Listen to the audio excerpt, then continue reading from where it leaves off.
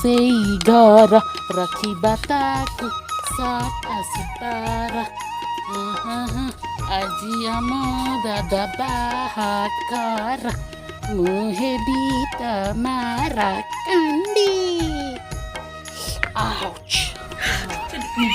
ମୁଁ ହେବିଲ ମାରା କାଣ୍ଡି। ଡ୍ରେସ୍ ମିଳିବ ଦୁଇ କାଣ୍ଡି। ତୋର କାମ ଧନ୍ଦା କିଛି ନାହିଁ ନା ରେ?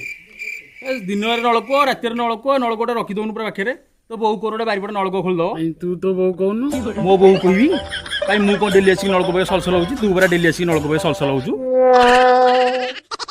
କଣ ମାର୍କଣ୍ଡି ଯିବୁ ତୁ? ମତେ ତ ମୋ ବୋଉ କହିଛି କି ଘରର ସବୁଠୁ ଯିଏ ଛୋଟ ପିଲା ସିଏ ହବ ମାର୍କଣ୍ଡି। ମୁଁ ତ ଛୋଟ ପିଲା, ମୁଁ ହଉଛି ମାର୍କଣ୍ଡି ଏବେ।